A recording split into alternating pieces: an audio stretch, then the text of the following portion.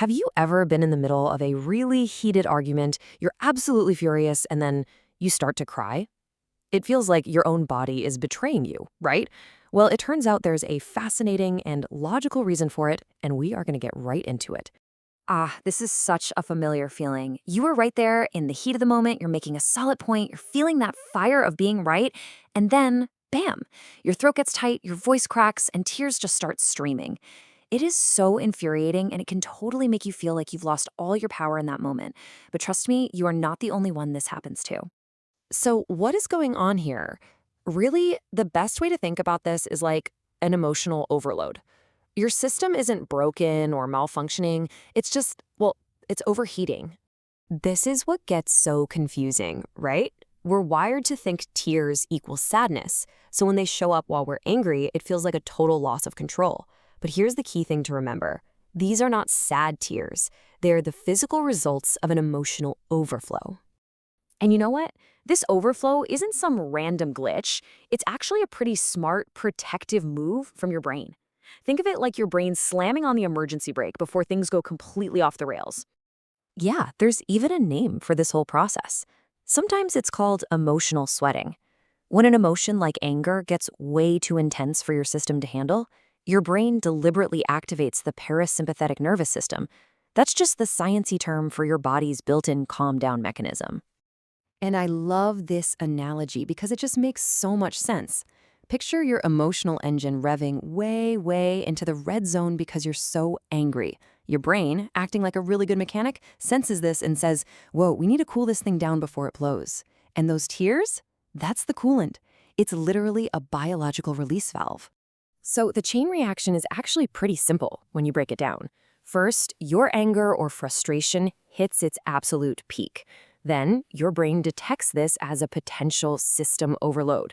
In response, it fires up that calming parasympathetic nervous system. And what's the physical result of that system kicking in? Yep, tears. It's pure biology at work. So if you remember one thing from this, let it be this. Crying when you're angry is not a weakness. It is not a bug in your emotional software. It is a feature. It's your body's own self-regulation system doing its job perfectly, protecting you from becoming totally and completely overwhelmed. Okay, so understanding the why behind all this is great. It's empowering. But what about the how? How do we actually get back in the driver's seat when we feel that overflow about to start? Let's dive into a couple of really practical tools to get your logical brain back at the wheel. So there are two main roads we can take here to regain control. The first path is physiological. That means using your body to change how you feel. The second is cognitive, using your mind to shift your focus.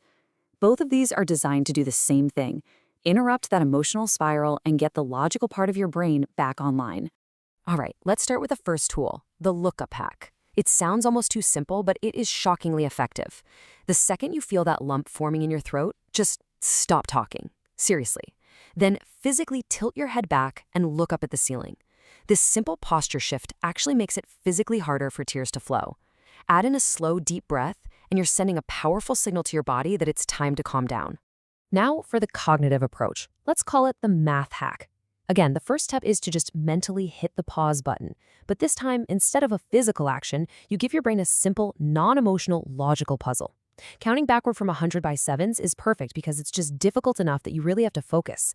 You can't be doing that calculation and fueling your anger at the same time. Let's see, 100, 93, 86. See, whether you're staring at the ceiling or doing some mental math, the goal is exactly the same. You are creating a very deliberate interruption. You are forcing your brain to shift gears, moving away from that emotional, reactive part and back to the logical, thinking part. You're the one taking the wheel back.